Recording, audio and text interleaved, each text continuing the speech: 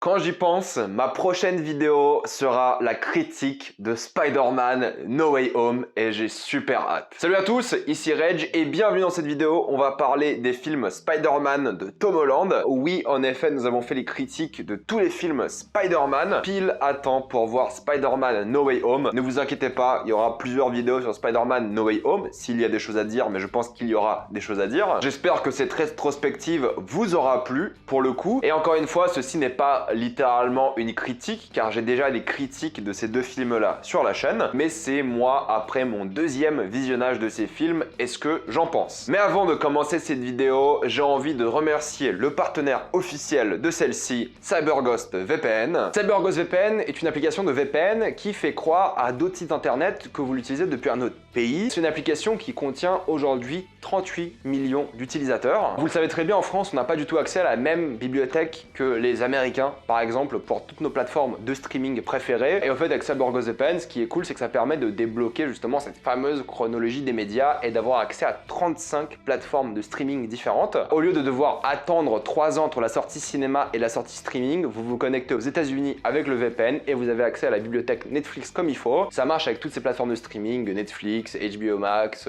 Prime, Hulu, Disney+, et plein d'autres. En plus de ça, ça va être l'une des thématiques de cette vidéo-là, mais si vous aimez voyager comme moi, avoir un VPN est souvent très utile pour plein de raisons différentes. Des fois, vous voulez voir du contenu qui n'est pas disponible à l'étranger, mais disponible en France. Vous faites semblant d'être en France et vous avez accès à ce contenu. Oui, les droits de diffusion peuvent causer des problèmes, même en Union Européenne, mais pareil pour le fait de voyager en soi. Des fois, vous voulez vous connecter à la Wi-Fi du bus, d'un restaurant, d'une bibliothèque, d'un café. Avec un VPN, vous serez bien évidemment bien plus en sécurité. Et en vrai, c'est aussi plus intéressant de l'utiliser sur votre Wi-Fi privé. CyberGhost VPN est disponible sur vraiment tous vos appareils. Il n'y a aucun souci à se faire de ce point de vue-là. Et c'est une application qui est très facile à utiliser. Vous allez avoir aucun problème de ce point de vue-là. Tout le monde peut l'utiliser sans souci. En plus, elle est recommandée par des grands sites internet comme FR Android et Clubic. Il suffit d'un seul abonnement pour vous connecter à 7 appareils différents, c'est-à-dire que vous pouvez partager votre compte avec vos amis ou votre famille. Le site et l'application sont faciles à utiliser et si vous n'êtes pas satisfait sous 45 jours, vous avez évidemment le droit à un remboursement. Et en plus de ça, vous avez le droit à une assistance technique en français 24/7. Le lien sera dans la description et dans le commentaire épinglé et vous avez le droit, grâce à ce lien, à 85% de réduction et 4 mois supplémentaires gratuits. Avant de commencer cette vidéo, sachez qu'il y aura évidemment que des spoilers, donc si vous n'avez pas vu ces films, cette vidéo n'est pas faite pour vous. Ce qui est un peu spécial avec ce Spider-Man là et ces films là, c'est que le personnage de Spider-Man, Peter Parker, Tom Holland, est déjà apparu dans d'autres films précédemment. On n'a pas besoin de réintroduire la morsure d'araignée et des choses comme ça c'est plutôt cool, mais on n'a pas non plus besoin de réintroduire le personnage car on l'a récemment vu dans Civil War. C'est catégoriquement des reshoots, mais au moins le personnage est introduit là-bas et on n'a pas besoin de repasser par toutes les étapes cruciales du personnage, ses traumatismes et la manière dont il est devenu Spider-Man. Ces choses-là, on oublie, on passe directement à l'histoire. Je vais commencer évidemment avec Spider-Man Homecoming. Voilà, c'est le premier film de la carrière de Tom Holland. Il va en avoir 3, peut-être même 6. On verra ce que donne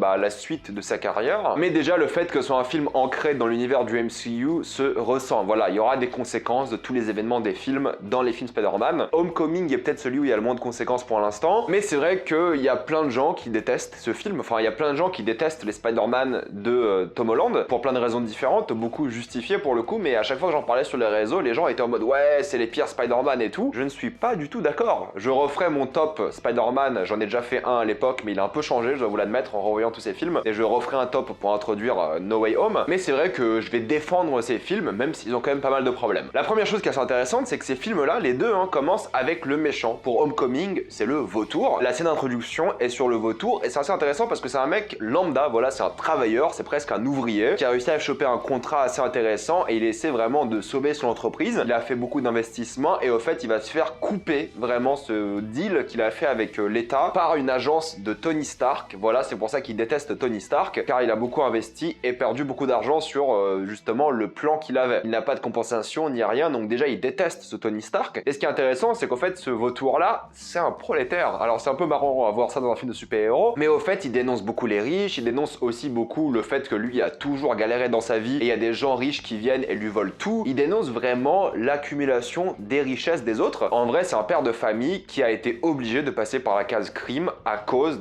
de l'échec social de son pays. À cause du fait qu'il a perdu son travail, il a dû passer vers le crime. Il est probablement endetté et a dû passer par cette étape crime, mais en fait ce qui est dommage avec ce personnage là je trouve, c'est que comme le méchant de Far From Home, vous allez voir, c'est un mec qui a des motivations motivation géniale, mais à un moment il pète un câble, à un moment il tue quelqu'un par exemple, et du coup ça te le rend vachement moins appréciable. Moi je pense que pour les deux méchants de ces films, voilà, le Vautour et Mysterio, tous les deux pètent un câble dans leur film, alors que leur motivation, en fait, elles étaient plutôt convaincantes, et t'as presque envie de les soutenir, mais vu qu'ils deviennent un peu parano et méchants, ça les rend détestables, et c'est un peu dommage, ils ont fait ça 2 fois, et c'est dommage qu'ils aient pas juste gardé ses motivations, qu'ils veuillent sauver sa famille de la dette et des choses comme ça. Ils auraient pu pour les deux trouver une motivation autre que le crime et le meurtre, mais les deux deviennent complètement tarés à la fin, égocentriques et des choses comme ça. C'est un peu dommage je trouve, parce qu'en fait les motivations étaient suffisantes pour les rendre méchants, tout en les appréciant d'une certaine manière, et en rendant les combats plus difficiles. Maintenant que tu sais que ces deux méchants là, bah, au fait ils ont des motivations que tu comprends, et tu comprends un peu leur vengeance car elle est vraiment injuste et t'es de leur côté, dès qu'ils pètent un câble ils deviennent méchants, tu peux plus être de leur côté car ils ont fait des choses horribles. Après le Vautour est intéressant car il se considère un peu comme Tony Stark, dans le sens où Tony Stark il s'est aussi fait son argent sur le crime d'une certaine manière, sauf que lui c'est pas un crime car il a vendu des armes de guerre. Vendre des armes de guerre est légal, mais où est la différence entre vendre des armes de guerre à des états qui vont tuer des gens ou à des criminels qui vont peut-être tuer des gens? Donc il y a un propos social assez intéressant, d'ailleurs dans les deux films il y a un propos social plutôt cool, mais là le Vautour je trouve que c'est un bon méchant, et il faut parler de la renaissance de Michael Keaton. Michael Keaton ces dernières années on le voit partout et il le mérite, c'est un acteur incroyable. Et il a l'air globalement assez sympa en tant que personne, c'est la vérité aussi. Pour parler d'un peu autre chose, c'est vrai que la musique de ces films Spider-Man, les deux, est pas assez convaincante. Il n'y a aucun thème mémorable et la musique est vraiment banale et c'est un peu dommage. Tous les autres films Spider-Man avaient de meilleures bandes-son que ces films-là. Pour parler de Peter Parker, c'est vrai qu'on a un Peter Parker un peu différent et c'est un fan de cinéma, même s'il a pas totalement toutes les références, voilà, c'est un fan de cinéma grand public. Il est ingénieux, mais c'est aussi un peu un loser, non pas parce que c'est un mec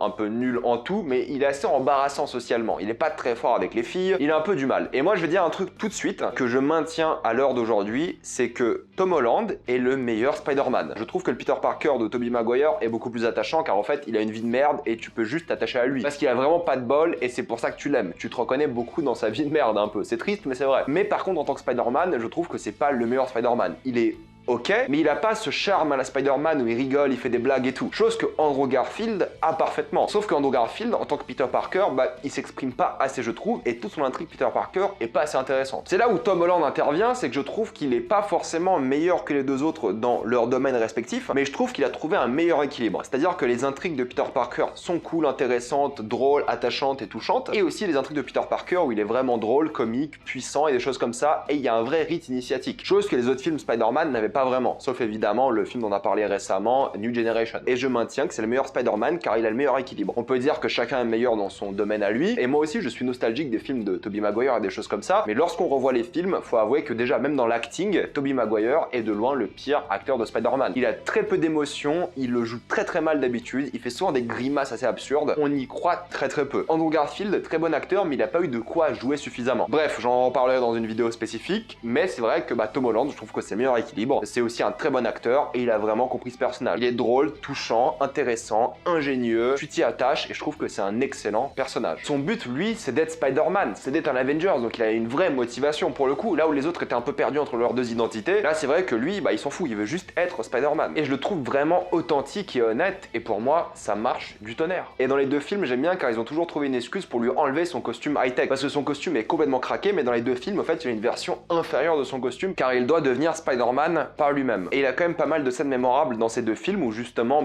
t'as cette scène dans le premier film où il est sous ses débris et il doit accepter qui il est, et t'as cette scène dans le deuxième film où il ressemble un peu à Tony Stark et il essaie de passer outre son chagrin et d'aller sauver ses amis. Et le fait que ce soit un rythme initiatique, je trouve que ça rend son personnage beaucoup plus appréciable aussi. Tu suis son aventure pour devenir Spider-Man, car il le veut. Et beaucoup détestent ce film car en fait c'est un film de lycée, c'est la vérité, c'est un film très teenager, pour le coup c'est une référence au film teenager des années 80-90 américains. On passe beaucoup de temps au lycée, on passe beaucoup de temps avec les élèves de la classe, avec les profs et des trucs comme ça. Et c'est vrai qu'il n'y a pas ce souffle épique qu'avaient les autres films, c'est la vérité. C'est une histoire beaucoup plus intime, plus petite, sans vraiment être même dans New York. Les autres Spider-Man, vous êtes toujours dans Manhattan et dans des bâtiments super élevés, des gratte-ciel de New York. Là, à aucun moment dans les deux films, sauf à la fin du deuxième, on est dans des gratte-ciel. Il est où dans des endroits résidentiels où il n'y a pas de bâtiment où il peut accrocher ses toiles, sur des véhicules, ou alors en Europe où les bâtiments sont relativement bas. On est sur un film teenager du loser qui veut draguer la fille super cool du lycée. On a ce style pop rock qui fonctionne d'après moi assez bien aussi. Et c'est pour ça que je pense que beaucoup de gens détestent ce film, c'est qu'en fait il n'y a pas d'enjeu, il n'y a pas beaucoup d'enjeux, c'est la vérité. Car c'est le but du film aussi, c'est de prouver que Peter Parker peut devenir un Avengers en aidant d'abord sa communauté et en faisant des choses à petite échelle. Et du coup le film est à petite échelle comparé à d'autres films du MCU et les autres Spider-Man. Mais ça en fait pas d'après moi un moins bon film que d'autres. Parce que t'apprécies les personnages, leurs relations, leur alchimie, ils sont tous vraiment adorables, ils sont tous bien développés. Il y a MJ qui est très peu présente dans ce premier film mais qui a des petites phrases sarcastiques par-ci et là, mais en même temps elle est bien développée car elle a pas trop d'amis. Il y a Ned, le pote de Peter Parker qui est là, qui pose plein de questions comme le spectateur, et t'as un peu tout le monde qui est développé d'une certaine manière, ce qui rend les choses plutôt cool. Et encore une fois, je trouve que c'est un humour de film de lycéen, de film teenager, décomplexé, sarcastique et qui rend plutôt bien. Voilà, c'est un humour honnête qui casse pas trois pattes à un canard. C'est divertissant, ça fait sourire, ça marche plutôt bien. C'est une petite histoire en fait. Et ils font des blagues sur tout, ils sont complètement décomplexés. Ils font des blagues sur le fait que Tante May se fait tout le temps draguer, car il y a une vraie évolution tout de même. Et en plus, ils en jouent parfaitement, et ça qui est génial aussi. Et je trouve qu'ils ont même suffisamment développé le personnage de Liz pour lui donner un peu une personnalité et pour créer de l'enjeu plus tard avec son papa. Et il y a aussi Childish Gambino, et tout film qui a Childish Gambino gagne un point supplémentaire sur mon score. J'ai pas de score, c'est vrai, mais vous m'avez compris. Et j'espère qu'il reviendra dans le MCU par la suite. Et une chose importante,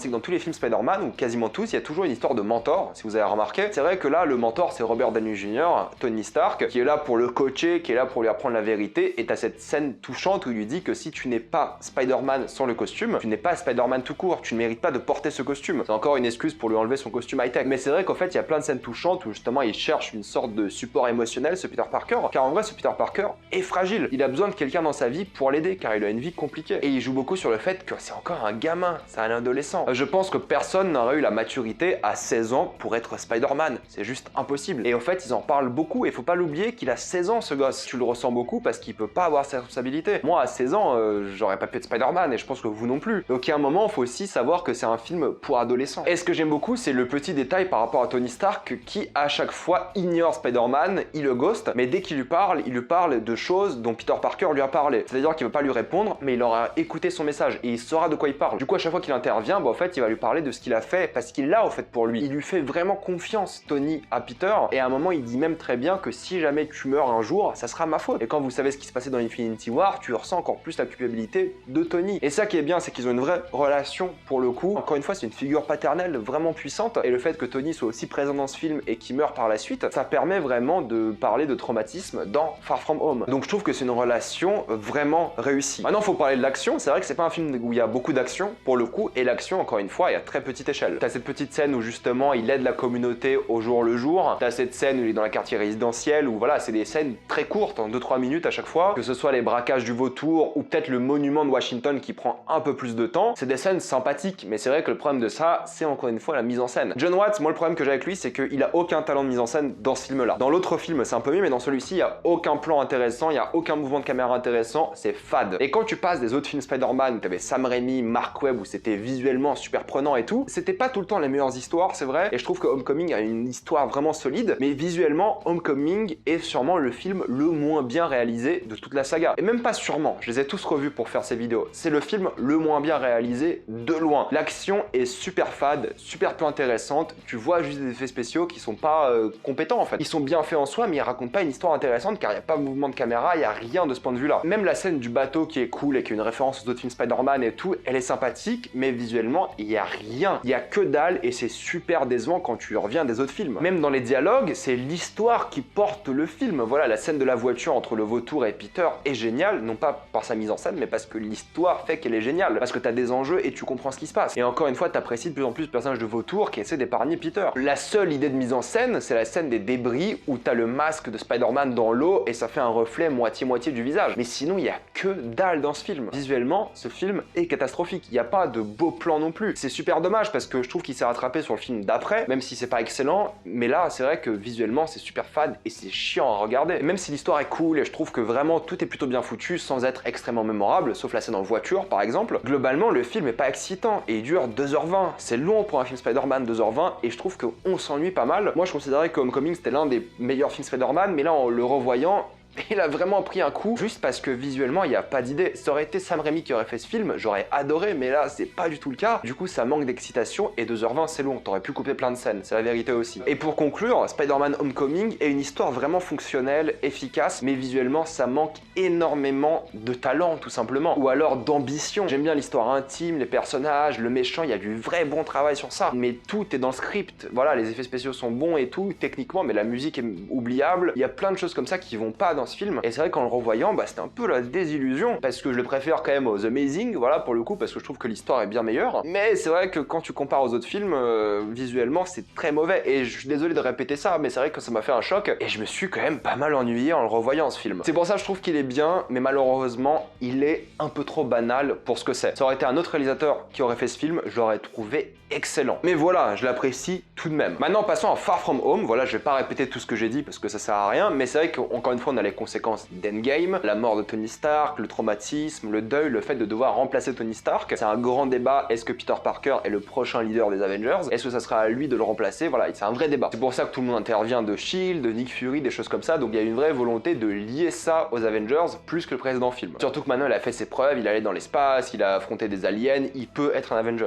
Et encore une fois, c'est vrai que c'est un film pour adolescents, c'est la vérité. Cette fois-ci, la différence, c'est que c'est un voyage d'adolescents. C'est une comédie d'adolescents de voyage, c'est un peu ça. En général, j'aime bien les films d'aventure, mais aventure, c'est vraiment pour les adultes, alors que là, on est sur un voyage scolaire, et j'adore ça. Déjà, ils sont dans le meilleur continent du monde, l'Europe, et en plus, ils vont dans plein de villes différentes, une vraie diversité, il y a un vrai respect de la culture, il y a plein de musiques européennes qui passent, tu sens qu'ils sont allés filmer sur place aussi, il y a une vraie volonté de respecter l'Europe, et de faire un peu ce voyage avec Spider-Man, et c'est super, que tu sois à Venise, Prague, même si Prague est un peu sous-développé d'après moi, même s'ils ont une très belle scène sur le pont Charles, je sais pas à quelle heure ils sont allés filmer pour n'avoir personne sur le pont Charles, car il y a toujours du monde sur le pont Charles, mais c'est vrai que voilà, il y a une vraie volonté de montrer différentes choses, et voir Spider-Man en Europe, j'ai trouvé ça giga cool. Je suis désolé, mais j'ai trouvé ça vraiment divertissant en fait, parce que voilà, nous on est européens aussi, et c'est vrai que pour nous, Spider-Man c'est Manhattan et des choses comme ça, mais là, le voir en Europe, je trouve ça super marrant. En plus, ils ont plein de clichés sur les Européens, mais c'est toujours des clichés positifs, ils transmettent toujours des bonnes vibes pour le coup. Et en plus, ils ont mélangé l'intrigue de Spider-Man à une intrigue de drague, encore une fois, il y a eu une concurrence pour la drague de MJ, même si tu sais pas pourquoi Peter Parker d'un coup est amoureux de MJ, ça sort de nulle part, certes, c'est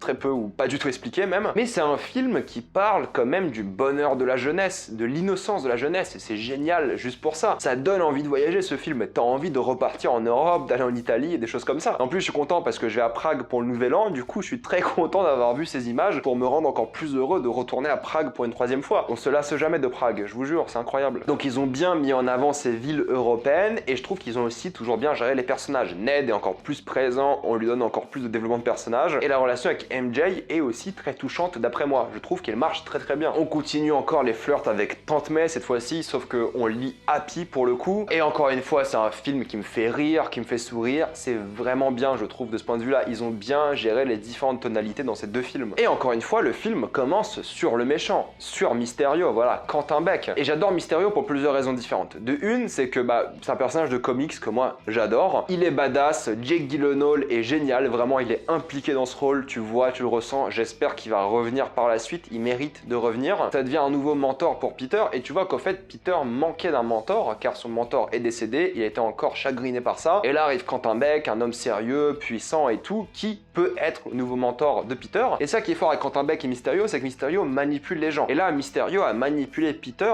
pour recevoir Edith. Il était super sympa avec lui, il a toujours défendu et ils ont une bonne relation. Et la trahison est encore plus puissante quand t'apprends qu'en fait Mysterio est méchant.